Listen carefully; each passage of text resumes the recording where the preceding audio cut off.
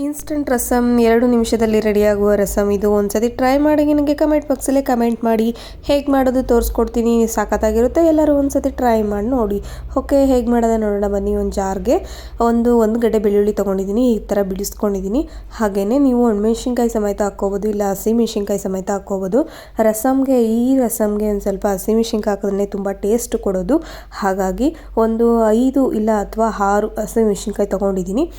ನಿಮಗೆ ಒಂದು ಸ್ವಲ್ಪ ಗ್ಯಾಸ್ಟ್ರಿಕ್ ಎಲ್ಲ ಇದೆ, ಆ ಥರ ಇದೆ, ಒಂದು ಸ್ವಲ್ಪ ಒಣಮೆಣ್ಸಿನ್ಕಾಯಿ ಸಮೇತ ಫ್ರೈ ಮಾಡಿಬಿಟ್ಟು ಹಾಕ್ಕೊಳ್ಳಿ. ಹಾಗೆಯೇ ಒಂದು ಸ್ವಲ್ಪ ದಪ್ಪದಾಗಿ ಕಟ್ ಮಾಡಿರುವಂತಹ ಟೊಮೆಟೊ ನೋಡಿ, ಈ ಸೈಜಲ್ಲಿ ಕಟ್ ಮಾಡ್ಕೊಂಡಿದ್ದೀನಿ.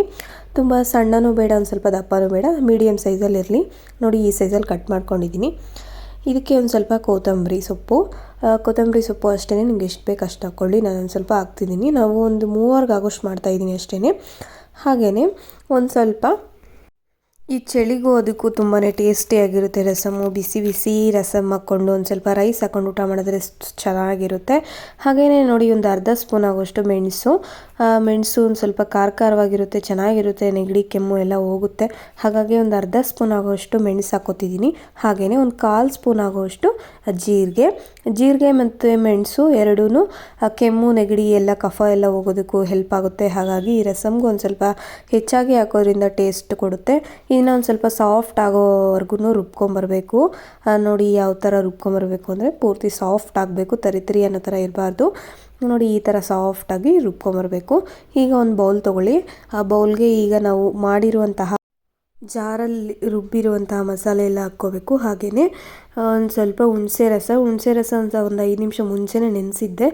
ರಸ ತುಂಬ ಚೆನ್ನಾಗಿ ಬಿಟ್ಕೊಂಡಿರುತ್ತೆ ಅಂತ. ನೋಡಿ, ಹುಣಸೆ ರಸ ಒಂದು ಉಂಡೆ ಆದರೆ ಸಾಕಾಗುತ್ತೆ, ಅಂದರೆ ಒಂದು ನಿಂಬೆಹಣ್ಣು ಗಾತ್ರ ಸಾಕಾಗುತ್ತೆ ಅಷ್ಟೇ.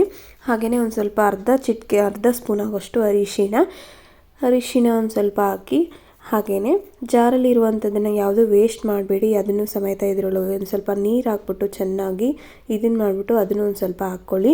ಈ ಥರ ಮಾಡೋದ್ರಿಂದ ಜಾರಲ್ಲಿ ತುಂಬ ಮಸಾಲೆ ಎಲ್ಲ ಇರುತ್ತೆ, ವೇಸ್ಟ್ ಆಗೋಲ್ಲ. ಹಾಗಾಗಿ ಯಾವುದೂ ವೇಸ್ಟ್ ಮಾಡಬಾರ್ದು. ನೋಡಿ, ಇಷ್ಟೇ. ಇದಕ್ಕೊಂದು ಸ್ವಲ್ಪ ಉಪ್ಪು ಆ್ಯಡ್ ಮಾಡಿ. ಒಂದು ಸ್ವಲ್ಪ ನೋಡಿ, ಈ ಥರ ಕನ್ಸಿಸ್ಟೆನ್ಸಿ ಇಲ್ಲಿ ನಿಮ್ಗೆ ಯಾವ ಥರ ಬೇಕು ಆ ಥರ ಇರಲಿ. ನಾನೊಂದು ಸ್ವಲ್ಪ ಗಟ್ಟಿನೇ ಮಾಡ್ಕೋತಾ ಇದ್ದೀನಿ, ನನ್ನ ಮಕ್ಳಿಗೆ ಇಷ್ಟ. ಹಾಗಾಗಿ ಒಂದು ಪ್ಯಾನ್ ಇಟ್ಕೊಳ್ರೆ, ನಾನೊಂದು ಬಾಣಲಿ ತೊಗೊಂಡಿದ್ದೀನಿ. ಆ ಬಾಣಲಿಗೆ ಒಂದು ಸ್ವಲ್ಪ ಎಣ್ಣೆ, ಒಂದು ಸ್ವಲ್ಪ ಕುಕ್ಕಿಂಗ್ ಆಯಿಲ್ ಹಾಕ್ಕೋತಿದ್ದೀನಿ.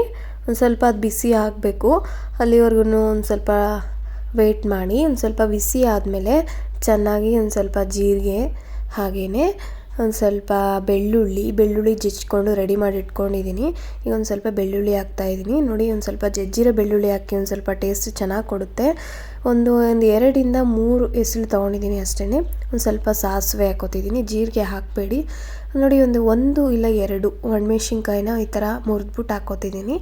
ಅಲ್ಲಿ ಹಸಿಮೆಣ್ಸಿನ್ಕಾಯಿ ಹಾಕೊಂಡಿದ್ದೀವಿ ರುಬ್ಬಕ್ಕೆ, ಇದಕ್ಕೆ ಒಣಮೆಣ್ಸಿನ್ಕಾಯಿ ಹಾಕ್ಕೋತಿದ್ದೀನಿ ಒಗ್ಗರಣೆಗೆ. ಹಾಗೆಯೇ ಒಂದು ಎಳೆ ಆಗೋಷ್ಟು ಕರಿಬೇವು, ಒಂದು ಚಿಕ್ಕದಾಗಿ ಹೆಚ್ಚಿರುವಂತಹ ಟೊಮೆಟೊ. ಈ ಥರ ಚಿಕ್ಕದಾಗಿ ಹೆಚ್ಚಿದ್ರೆ ಬೇಗನೆ, ಈ ಥರ ಹೆಚ್ಚಿರೋದ್ರಿಂದ ಬೇಗನೆ ಫ್ರೈ ಆಗುತ್ತೆ, ಸಾಫ್ಟ್ ಆಗುತ್ತೆ. ಹಾಗೆ ಒಂದು ಸ್ವಲ್ಪ ಟೇಸ್ಟ್ ಚೆನ್ನಾಗಿ ಕೊಡುತ್ತೆ. ನೋಡಿ, ಈ ಥರ ಒಂದು ಸ್ವಲ್ಪ ಕೈ ಆಡಿಸ್ಕೋಬೇಕು, ಚೆನ್ನಾಗಿ ಫ್ರೈ ಮಾಡಬೇಕು. ಟೊಮೆಟೊ ಎಲ್ಲ ಒಂದು ಸ್ವಲ್ಪ ಸಾಫ್ಟ್ ಆಗಬೇಕು, ಅಲ್ಲಿವರೆಗೂ ಫ್ರೈ ಮಾಡಬೇಕು. ಇದಕ್ಕೊಂದು ಸ್ವಲ್ಪ ಸಾಲ್ಟ್ ಆ್ಯಡ್ ಮಾಡ್ತಾಯಿದ್ದೀನಿ. ಒಂದು ಅರ್ಧ ಸ್ಪೂನ್ ಆಗೋಷ್ಟು ಸಾಲ್ಟ್ ಹಾಕ್ತಿದ್ದೀನಿ. ನೋಡಿ, ಒಂದು ಸ್ವಲ್ಪ ಸಾಕಾಗುತ್ತೆ. ಒಂದು ಸ್ವಲ್ಪ ಟೊಮೆಟೊ ಎಲ್ಲ ಸಾಫ್ಟ್ ಆಗೋದಕ್ಕೆ ಉಪ್ಪು ಹಾಕೋದ್ರಿಂದ, ಅಂದರೆ ಸಾಲ್ಟ್ ಹಾಕೋದ್ರಿಂದ ಟೊಮೆಟೊ ಬೇಗನೆ ಸಾಫ್ಟ್ ಆಗುತ್ತೆ. ಹಾಗಾಗಿ ಉಪ್ಪನ್ನ ಅಂದರೆ ಸಾಲ್ಟನ್ನ ಹಾಕಿ ಫ್ರೈ ಮಾಡಿದ್ರೆ ಟೊಮೆಟೊ ಬೇಗನೆ ಫ್ರೈ ಆಗುತ್ತೆ. ನೋಡ್ಬೋದು, ಒಂದು ಸತಿ ಟ್ರೈ ಮಾಡಿ. ನಾನಂತೂ ಇನ್ಸ್ಟೆಂಟಾಗಿ ಪಟ್ಟಂತ ರೆಡಿ ಆಗೋದಕ್ಕೆ ಇದೇ ಥರನೇ ಮಾಡೋದು. ಮಾಮೂಲಿ ಸಾಂಬಾರೆಲ್ಲ ಮಾಡೋದಕ್ಕೆ ತುಂಬ ಲೇಟ್ ಆಗುತ್ತೆ. ಇನ್ನೊಂದು 2 ನಿಮಿಷದಲ್ಲಿ ತುಂಬ ಟೇಸ್ಟಿಯಾಗಿರುತ್ತೆ. ಊಟ ಮಾಡೋದಕ್ಕೂ ಏನೋ ಒಂಥರ ಖುಷಿ, ಹೊಟ್ಟೆ ತುಂಬ ತಿನ್ಕೋಬೋದು. ನೋಡಿ, ಒಂದು ಸತಿ ಟ್ರೈ ಮಾಡಿ ನೋಡಿ. ಈ ಥರ ಟೊಮೆಟೊ ಪೂರ್ತಿ ಸಾಫ್ಟ್ ಆಗಿದೆ.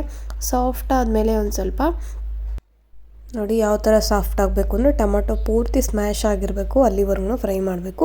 ಈಗ ನಾವು ರುಬ್ಬಿರುವಂಥದ್ದನ್ನು ಹಾಕ್ಕೋಬೇಕು. ನೋಡಿ, ನಿಮಗೆ ಎಷ್ಟು ಜನ ಇದ್ದಾರೆ ಅನ್ನೋದ್ರ ಮೇಲೆ ನೀವು ಹಾಕ್ಕೋಬೇಕು ನೀರನ್ನ. ತುಂಬ ತೆಳುವಾಗೂ ಮಾಡಬಾರ್ದು, ಗಟ್ಟಿಯಾಗೂ ಮಾಡಬಾರ್ದು. ಈ ಕನ್ಸಿಸ್ಟೆನ್ಸಿ ಇಲ್ಲಿದ್ದರೆ ಸಾಕಾಗುತ್ತೆ. ನಾನು ಇದರಲ್ಲಿ 3 ಜನಕ್ಕೆ ಆಗೋಷ್ಟು ಮಾಡ್ತಾಯಿದ್ದೀನಿ. ಇಷ್ಟ ಆದರೆ ಸಾಕು ನಮಗೆ. ನೋಡಿ, ಒಂದು ಸ್ವಲ್ಪ ಕೈ ಆಡಿ ಎಲ್ಲ ಒಗ್ಗರಣೆ ಹಾಕಿರೋದನ್ನೆಲ್ಲ ಮಸಾಲೆಗೆ ಸೇರ್ಕೋಬೇಕು. ಹಾಗಾಗಿ ಇದನ್ನು ಒಂದು ಸ್ವಲ್ಪ ಚೆನ್ನಾಗಿ ಕೈ ಆಡಿ. ಇನ್ನೊಂದು ಸ್ವಲ್ಪ ಸಾಲ್ಟ್ ಬೇಕಾಗುತ್ತೆ, ಒಂದು ಸ್ವಲ್ಪ ಉಪ್ಪು ಕಮ್ಮಿ ಇರೋದ್ರಿಂದ ಇನ್ನೊಂದು ಸ್ವಲ್ಪ ಉಪ್ಪು ಹಾಕ್ತಾಯಿದ್ದೀನಿ, ಒಂದು ಅರ್ಧ ಸ್ಪೂನ್ ಆಗೋಷ್ಟು ಹಾಕಿದ್ದೀನಿ ಅಷ್ಟೇ. ಇದನ್ನು ಚೆನ್ನಾಗಿ ಕುದಿ ಬರಬೇಕು. ಯಾವ ಥರ ಅಂದರೆ ಮಿಡಲ್ ಕುದಿ ಬಂದರೆ ಕರೆಕ್ಟಾಗಿ ಇದೆ ಅಂತ ನೋಡಿ, ಯಾವ ಥರ ಕುದೀತಾ ಇದೆ ಅಂತ. ಮಿಡಲ್ ಕರೆಕ್ಟಾಗಿ ಕುದೀತಾ ಇದೆ, ಮಿಡಲ್ ಕುದಿ ಬರ್ತಾ ಇದೆ ಅಂದರೆ ಎಲ್ಲ ಕರೆಕ್ಟಾಗಿದೆ, ಉಪ್ಪು ಖಾರ ಹುಳಿ ಎಲ್ಲ ಕರೆಕ್ಟಾಗಿದೆ ಅಂತ. ಲಾಸ್ಟಲ್ಲಿ ಒಂದು ಸ್ವಲ್ಪ ಕೊತ್ತಂಬರಿ ಹಾಕಿದ್ರೆ ಮುಗೀತು. ಕೊತ್ತಂಬರಿ ಹಾಕಿ ಒಂದು 2 ನಿಮಿಷ ಫ್ರೈ ಆಗಲಿ, ಅದೆಲ್ಲ ಬೇಯಬೇಕು. ಒಂದು 2 ನಿಮಿಷ ಬೆಂದ್ರೇ ಕೊತ್ತಂಬರಿ ಸ್ಮೆಲ್ಲೆಲ್ಲ ಅದರಲ್ಲೇ ಇರುತ್ತೆ, ಚೆನ್ನಾಗಿ ಸ್ಮೆಲ್ ಬರುತ್ತೆ. ಹಾಗೆಯೇ ರಸಮ್ ತುಂಬ ಟೇಸ್ಟ್ ಅನಿಸುತ್ತೆ. ನಾನು ಯಾವಾಗಲೂ ಇದನ್ನು ಮಾಡ್ತಾಯಿರ್ತೀನಿ. ಚಳಿಗಂತೂ ಮಾಡಿಸಿದ ರಸಮ್ ಇದು ತುಂಬಾ ಟೇಸ್ಟಿಯಾಗಿರುತ್ತೆ. ಹಾಗೆಯೇ ಇನ್ಸ್ಟೆಂಟಾಗಿ ಪಟ್ ಅಂತ ಮಾಡ್ಕೋಬೋದು. ನೋಡ್ಬೋದು ಎಷ್ಟು ಚೆನ್ನಾಗಿದೆ ಅಂತ. ನೀವು ಒಂದ್ಸತಿ ಟ್ರೈ ಮಾಡಿ ನನಗೆ ಕಮೆಂಟ್ ಬಾಕ್ಸಲ್ಲಿ ಕಮೆಂಟ್ ಮಾಡಿ ಪ್ಲೀಸ್. ಇನ್ನೂ ಯಾರೆಲ್ಲ ನನ್ನ ಚಾನಲ್ ಸಬ್ಸ್ಕ್ರೈಬ್ ಮಾಡಿಲ್ಲ ನೋಡ್ತಾ ಇದ್ದೀರೋ ಪ್ಲೀಸ್ ಒಂದು ಸಬ್ಸ್ಕ್ರೈಬ್ ಮಾಡ್ಕೊಂಬಂದು ಆ ವಿಡಿಯೋ ನೋಡಿ. Okay, thank you so much. ಇವತ್ತಿನ ವಿಡಿಯೋ ನಿಮ್ಗೆ ಇಷ್ಟ ಆಗಿದೆ ಅಂದ್ಕೊಂಡಿದ್ದೀನಿ. ಇನ್ನೂ ನಾನು ಈ ಥರ ಎಲ್ಲ ವೀಡಿಯೋಸ್ ಹಾಕಬೇಕು ಅಂದರೆ ನಿಮ್ಮ ಸಪೋರ್ಟ್ ಬೇಕು. ಹಾಗಾಗಿ ಸಬ್ಸ್ಕ್ರೈಬ್ ಮಾಡೋದನ್ನು ಮರಿಬೇಡಿ. Thank you so much. Bye.